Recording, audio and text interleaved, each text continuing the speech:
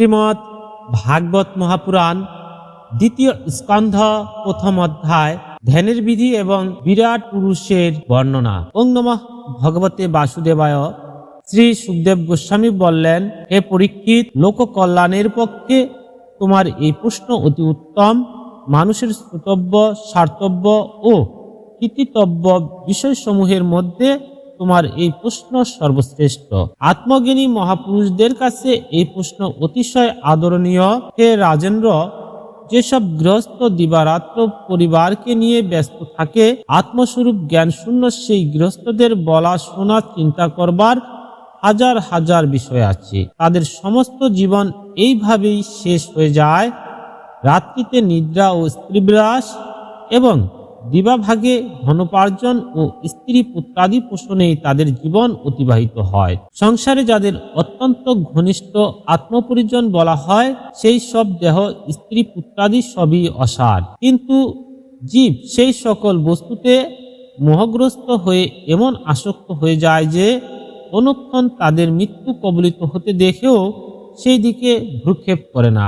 অতএব হে পরীক্ষিত, অভয়পদ প্রাপ্ত অভিলাষী জীবের তো সর্বাত্মা সর্বশক্তিমান ভগবান শ্রীকৃষ্ণের লীলাকীর্তন, শ্রবণ কীর্তন ও স্মরণ করা একান্ত কর্তব্য। জ্ঞান, ভক্তি অথবা নিজ নিজ আশ্রম ধর্ম যথাযথভাবে পালন করে জীবনকে এমনভাবে তৈরি করা যাতে মৃত্যুকালে নিশ্চিতভাবে ঈশ্বরের স্মরণ হয়, এটিই হলো মনুষ্য জীবনের একমাত্র কর্তব্য। হে পরীক্ষিত, ব্রহ্মনিষ্ঠ মুনিগণ বেদবিহিত বিধি নিষেধাত্মক সকল কর্ম থেকে নিবৃত হয়ে প্রায়শ শ্রীহরির গুণকীর্তন আনন্দে মগ্ন হন।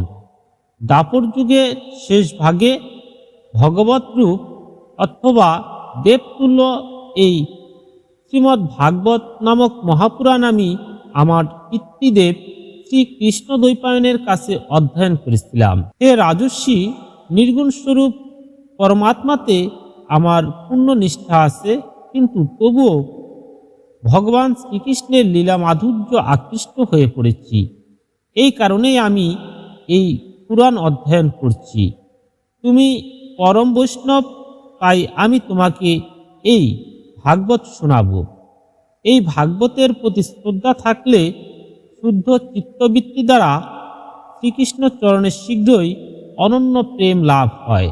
ঐহিক বা পারিত্রিক কোনো ইচ্ছা থাকলে অথবা সংসারকে দুঃখরূপ মনে করে বৈরাগ্যযুক্ত চিত্তে যে নির্ভয় মোক্ষপ্রাপ্তি কামনা করে, সেই রকম সাধকদের অথবা যুগসিদ্ধ জ্ঞানীদের পক্ষেও সমস্ত শাস্ত্রই নির্দেশ হল ভগবত নাম সংকীর্তন।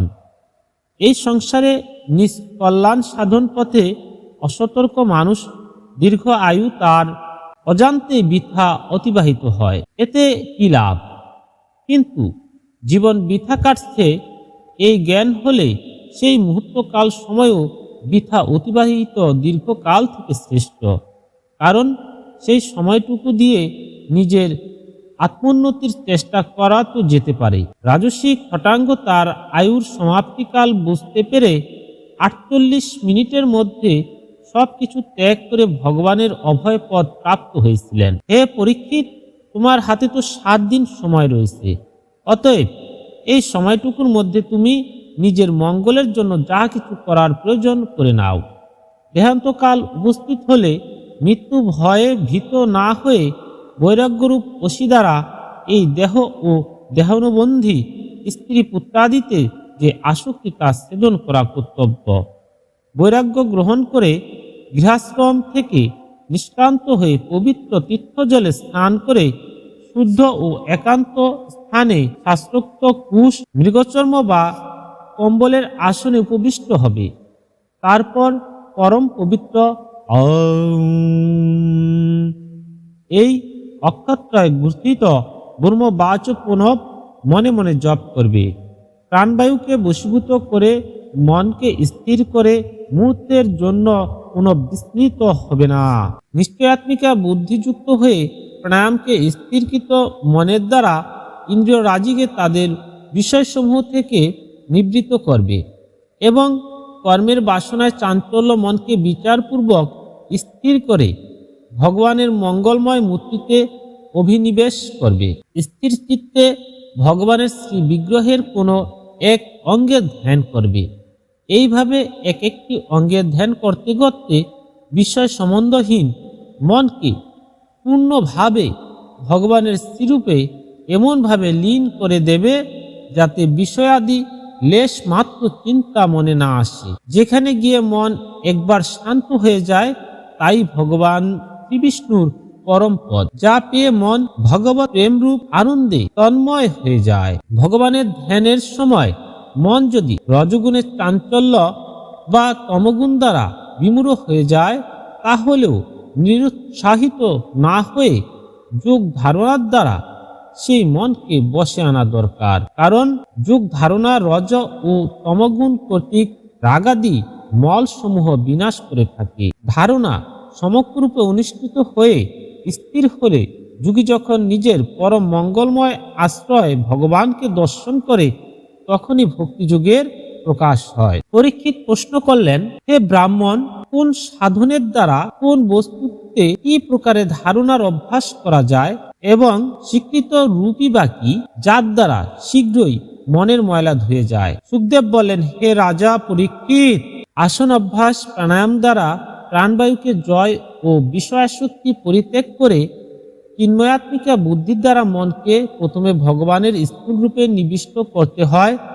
ভগবানের এই স্থূল দেহ সমগ্র বিশ্ব, পূর্বেও যা কিছু ছিল, বর্তমানেও রয়েছে অথবা ভবিষ্যতে হবে, সব কিছুই যে রূপে মধ্যে দৃশ্য, সেই রূপী ভগবানের স্থূল থেকে স্থূলতর বিরাট দেহ। জল, অগ্নি, বায়ু, আকাশ, অহংকার, মহত্তত্ত্ব এবং প্রকৃতি, এই 7টি আবরণে এই ব্রহ্মাণ্ড কোষ রূপ শরীর আবৃত আছে। এই ব্রহ্মাণ্ড রূপ শরীরের মধ্যে অন্তর্যামী রূপে যে বিরাট পুরুষ ভগবানের অবস্থান করছেন, সেই ভগবানই ধারণার বিষয়, তাকেই ধারণা করা হয়। তত্ত্বজ্ঞ পণ্ডিতগণ বলে থাকেন যে পাতাল হলো সেই বিরাট পুরুষের পদযুগল, চরণের অগ্র ও পশ্চাৎভাগী রসাতল, গুলফদ্বয় হলো তার মহাতল, 2 জঙ্ঘা হলো তার তলাতল। বিশ্বমূর্তি ভগবানের 2 জানু হলো সুতল, উরুদয় হলো বিতল আর অতল, মহিতল জঙ্ঘা। এবং হে পরীক্ষিত, তার নাভি সরোবরকে বলা হয় আকাশ। আদিপুরুষ পরমাত্মার বক্ষস্থল স্বর্গলোক, গ্রীবাই মহর্লোক, মুখ জনলোক এবং ললাটকে তপলোক বলা হয়। সেই সহস্র শিষ্য ভগবানের মস্তকসমূহ সত্যলোক, ইন্দ্রিয়াদি দেবগণ তার বাহু, 10 দিক তার কর্ণ, শব্দ তার শ্রবণ ইন্দ্রিয়, অশ্বিনী কুমারদ্বয় তার নাসাপুট ও গন্ধ ঘ্রাণ ইন্দ্রিয় এবং প্রজ্বলিত অগ্নি তার মুখ, অন্তরিক্ষ তার নেত্র গোলকদ্বয়, তার মধ্যে অবস্থিত সূর্য তার দর্শন ইন্দ্রিয়, রাত্রি ও দিন তার অক্ষিপত্র, ব্রহ্মপদ তার ভ্রুবিলাস, জল তার তালু আর জিহ্বা হলো রস। বেদসমূহকে ভগবানের ব্রহ্মরন্ধ্র বলা হয়, যম তার দংষ্টা, দেহ গুহাদিতে স্নেহাসক্তি তার দন্ত আর জনমোহিনী মায়া হলো তার হাসি বা হাস্যবিলাস। এই অনন্তর সৃষ্টি তার কটাক্ষপাত, লজ্জা তার উত্তরস্থ এবং লোভ তার অধরস্থ। ধর্ম হলো স্থান আর অধর্ম হলো পৃষ্ঠ। প্রজাপতি তার মূত্রেন্দ্রিয়, মিত্রা বরুণ তার অন্ডকূপ, সমুদ্র তার কুক্ষিদেশ আর বিশাল বিশাল পর্বত তার অস্থিসমূহ। হে রাজন, বিশ্বমূর্তি বিরাট পুরুষের নারীসমূহ হলো নদী সকল, বৃক্ষ হলো রোম, পরম প্রবল বায়ু তার নিঃশ্বাস, কাল তার গতি, গুণ প্রবাহই তার কর্ম। হে রাজন, মুনিগণ মেঘসমূহকে তার কেশ কলাপ বলেন, প্রাতঃসন্ধ্যা ও সায়ং সন্ধ্যা তার আচ্ছাদন। মহাত্মাগণ বলেন যে অবক্তই তার হৃদয় এবং সর্ববিধ বিকার হেতু চণ্ডকে তার মন বলে থাকেন। মহত্তত্ত্বকে সেই বিরাট পুরুষের চিত্ত বলা হয় এবং রুদ্রকে তার অহংকার, ঘোড়া, খচ্চর, উট এবং হাতি তার নখ, বনচর, মৃগ ও পশুগণের অবস্থিতি হলো তার কোটিদেশ। নানা রকমের পক্ষীকুল তার বিচিত্র শিল্প নৈপুণ্য, স্বয়ম্ভু মনু তার বুদ্ধি এবং মনুর সন্তান মানব তার নিবাস স্থান। গন্ধর্ব, বিদ্যাধর, চারণ ও অপ্সরাগণ তার স্বরজাতি, সপ্তস্বরের স্মৃতি এবং অসুরগণ তার বীর্য। ব্রাহ্মণ তার মুখ, ক্ষত্রিয় তার বাহু, বৈশ্য তার উরু এবং শূদ্র সেই বিরাট পুরুষের চরণ। বিভিন্ন দেবতাদের নামে যেসব বড় বড় ধ্রুবযজ্ঞ অনুষ্ঠিত হয় তাই তার কর্ম। হে মহারাজ পরীক্ষিত, বিরাট পুরুষের এই যে অবয় সংস্থান, এটাই হলো তার স্থূল শরীরের স্বরূপ, যা আমি তোমাকে বললাম। মুমুক্ষু ব্যক্তিগণ এই স্থূলতম পুরুষ দেহে বুদ্ধির দ্বারা মনকে স্থির করে থাকেন, কারণ এই পুরুষ শরীর ভিন্ন প্রপঞ্চে আর কোনো বস্তু নাই। স্বপ্নে যেমন একই ব্যক্তি নিজেকেই বিভিন্ন বস্তুরূপে অবলোকন করেন, তেমনি সকলের চিত্তবৃত্তি দ্বারা সকল বিষয়ের অনুভবকারী হলেন তিনি নিজেই। সেই সত্যরূপ আনন্দনিধি ভগবানেরই ভজনা করা কর্তব্য। ব্রহ্ম ছাড়া অন্য কিছু আছে মনে করে তাতে আসক্ত হওয়া উচিত নয়, কারণ এই আসক্তি জীবের অধঃপতনের হেতু। ইতি শ্রীমৎ মহর্ষি ব্যাসদেব প্রণীত পরমহংস সংহিতা শ্রীমৎ ভাগবত মহাপুরাণের দ্বিতীয় স্কন্ধের প্রথম অধ্যায় সমাপ্ত হইল।